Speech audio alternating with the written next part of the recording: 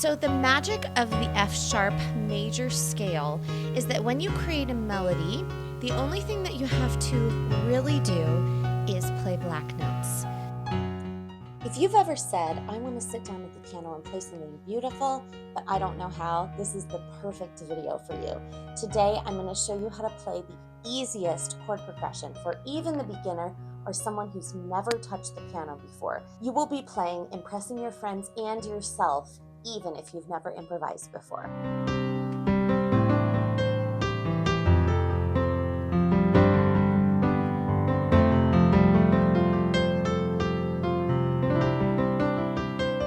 Hi, my name's Rebecca, and welcome to my piano studio. I'm so glad that you're here. I have a passion for teaching people how to sit down at the piano and make beautiful music every single time you play, even if there's no sheet music in front of you. This is a skill that I was never taught how to do in spite of the many years that I spent learning piano lessons. If this is you, or even if you've never sat down with any music in front of you and you want to play something beautiful, this is the perfect place to start. Check out the playlist, Beginners Start Here, for other awesome videos just like this. And now come to the piano. I can't wait to show you how to do this. So the first thing that we need to make sure that we understand is exactly what a sharp is on the piano. So a sharp simply means that instead of playing one note, you're playing one note that's directly to the right of it. The confusion comes in when people mistakenly believe that all sharps are black notes. Now, in a lot of cases, sharps are black notes, but today we're going to find out that a sharp is not a black note, it is a white note, and I'll show you what I mean. So, for example, instead of playing an F, if we play an F sharp, one note directly to the right or up the piano is this black note. So that is F sharp. But if we go to a note like E, and we say we're going to play an E sharp, one note directly to the right of an E is this note, which you're probably thinking, okay, but that is an F. Correct, it is an F, but this is also considered an E sharp. So if instead of playing an E, we play an E sharp, we are playing an F. That is called an enharmonic. An enharmonic means two notes that are named differently. So this note is an F, but it's also an E sharp. So for the key of F sharp major today, we're going to be starting on not F, but F sharp. So obviously this is our first note. And whenever we begin a new key, we always want to start with the scale. The scale teaches us a lot of things. It teaches us which black notes and which white notes to play, which sharps and which natural notes to play, and then it kind of gets our ears and our hands prepared to improvise. Now, when we come to scales that have a lot of sharps in them or a lot of black notes in them, it is easier to look at what notes are white. So let's look at our two white notes instead of which black notes to play at first. The two white notes, we know that this one, we're going to play an E sharp, and that's a white note. The other white note is a B. So these are the only two white notes that you're going to play in the entire scale. All the rest of them are going to be black notes. So now let's go in order and play the F sharp scale. So I'm going to just use one finger to go through this scale. So we have F sharp, G sharp, A sharp, then we have our B, C sharp, D sharp, E sharp, and then back to F sharp. And then we go back down.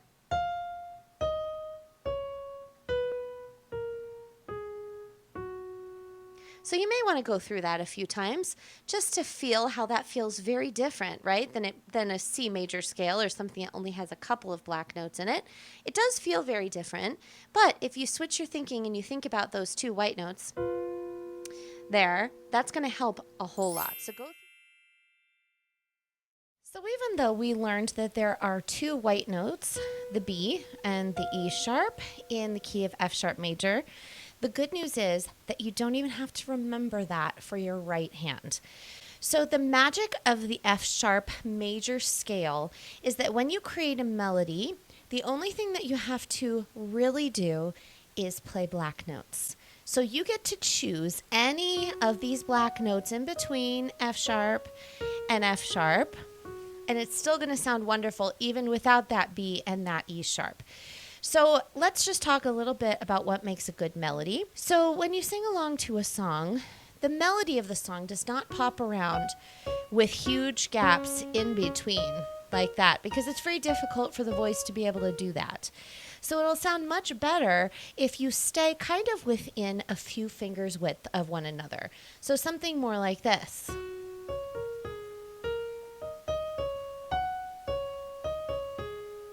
Sounds much better than when we're popping back and forth. So all I want you to do is to get used to playing the black notes. This may feel very different. You can use any fingers that you want to, and just try different melodies in your right hand.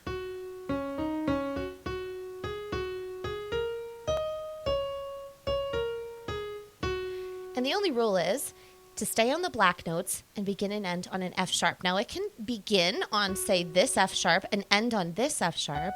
It doesn't matter. Any of those things are going to sound great. So that's what our right hand is going to start doing, is playing on the black notes. But now we need to know the order of what notes we're going to hit in our left hand, because playing with one hand is wonderful, but it gets a little boring after a while. So we're going to push ourselves and play with two hands at the same time. So the way that we're going to do this is twofold. Number one, I'm going to give you the order that we're going to play the notes on the left. But then I'll show you how to make it just a little bit more full. So first of all, we're going to start with an F sharp. And we're starting with only one note.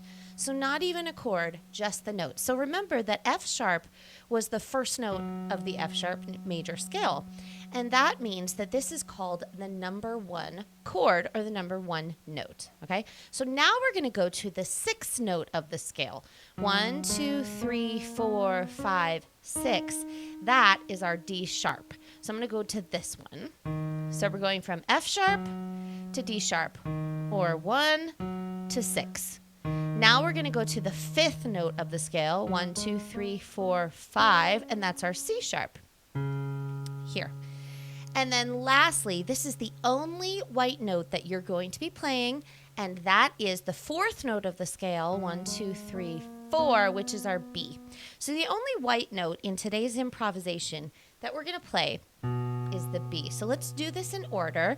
We have 1 F sharp, 6 D sharp, 5 C sharp, 4 B. So look at where they are and just kind of play them over here. Okay, so once you have the order and you understand what we're doing, and then of course we end back on F sharp every single time, we're going to instantly put hands together. And this is a really, really easy way to do this. So what we're going to do is alternating hands. We're going to hit one note over here, and then 3 notes over here. And remember, only the black notes in your right hand, just so we don't have to think so much. And then go to your next note in your left hand. 1, 2, 3, 4. 1, 2, 3, 4. 1, 2, 3, 4. And then end on F sharp. Once that seems pretty easy, so you understand the order of what's happening with your left hand and your right hand, we're now going to put it together so that it's 4 beats each. So this time we're holding down our notes in our left hand for 4 beats, and we're also playing 4 beats over here. Let's try this.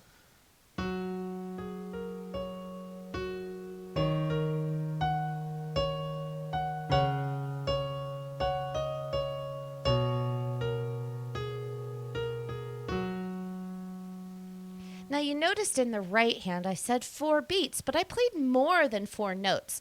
4 beats does not equal 4 notes. What 4 beats means is, if you would think of a metronome and you start counting, you can make that any beats that you want. For right now, we're going to count to 4. So it sounds like this. 1, 2, 3, 4. So in your left hand, we would be holding this down for 4 of those beats. 1, 2, 3, 4. 1, 2, 3, 4 for all of them. And what that is, you're doing a whole note.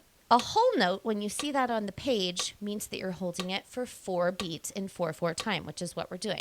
Now, your right hand can do different beats where you're doing 1 beat each like this. And if you're staying with every single beat like this is called a quarter note. or a 1-beat note. But if you wanted to change it up a little bit and try some different patterns, you can have 4 beats of your metronome, but do many different beats over here. So it can sound like this.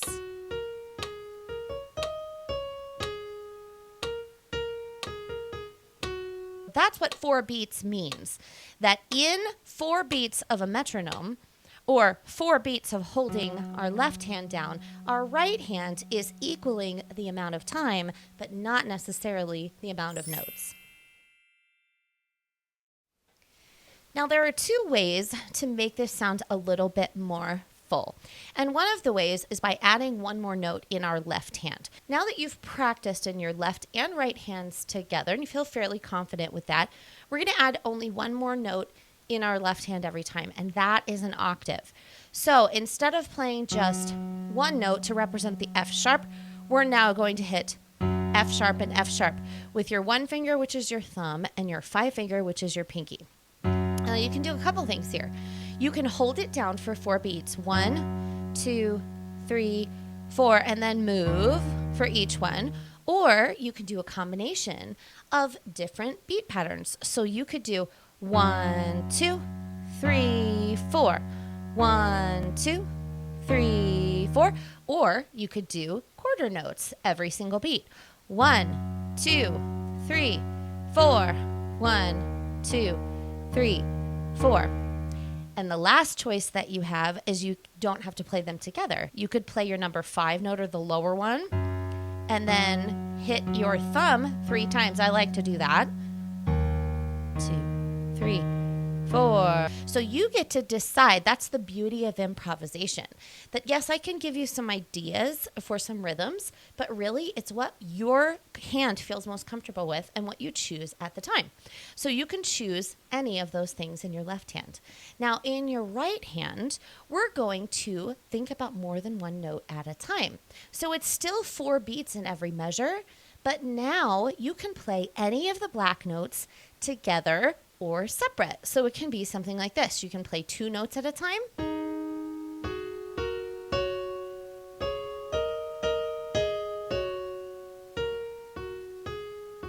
Something like that. Or you can play 3 notes at a time if you're feeling brave.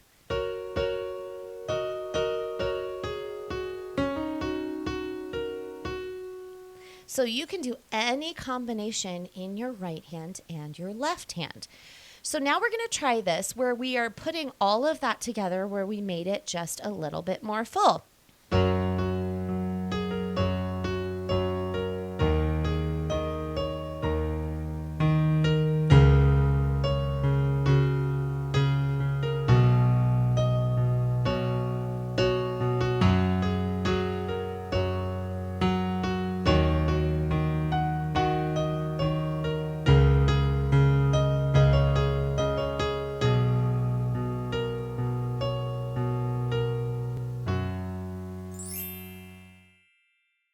Last experiment that we're going to try is a pattern for your right hand. So this is a little bit more of me telling you a pattern that's going to sound good instead of just choosing anything that you want to do. And again, these are all of your choices that you get every single time. We're going to start with an octave in our right hand. So we're going to start with a C sharp and a C sharp. And then we're going to put one more in the middle. We're going to put this F sharp in the middle. This is a great sound for all of these chords. Just listen to this really quickly, how it sounds with all of the chords. And now let's go the D sharp, C sharp,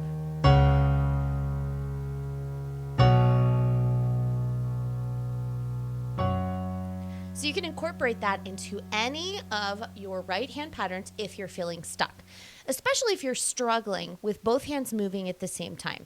I see this a lot with beginners.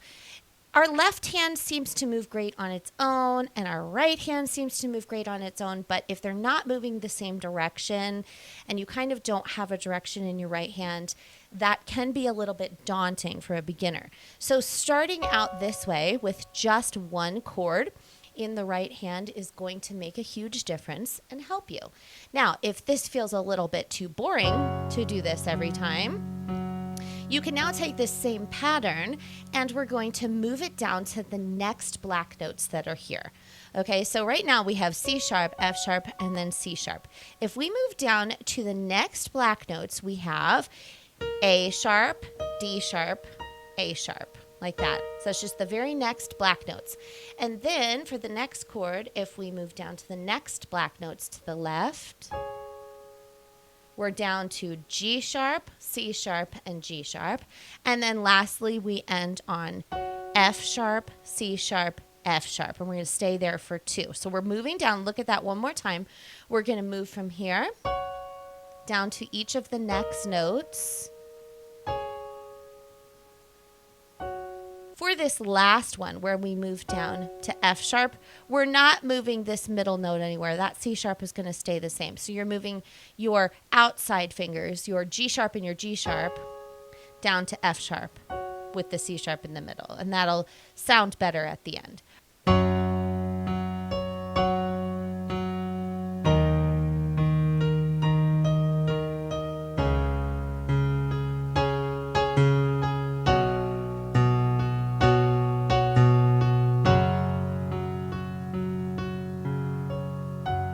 And you noticed in my right hand, sometimes I played it together, and sometimes I played it from the bottom to the top, sometimes from the top to the bottom. Again, anything that you want to do there.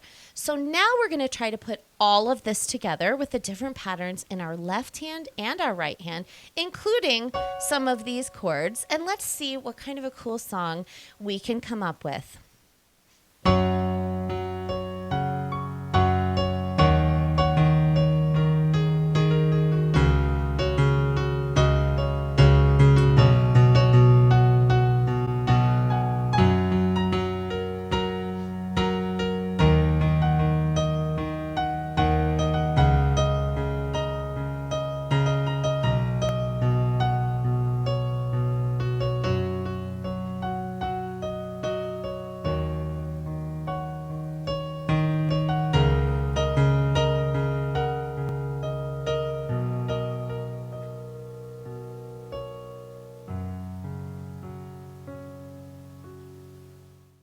I can't wait to hear about your progress and hear about the beautiful songs that you're making.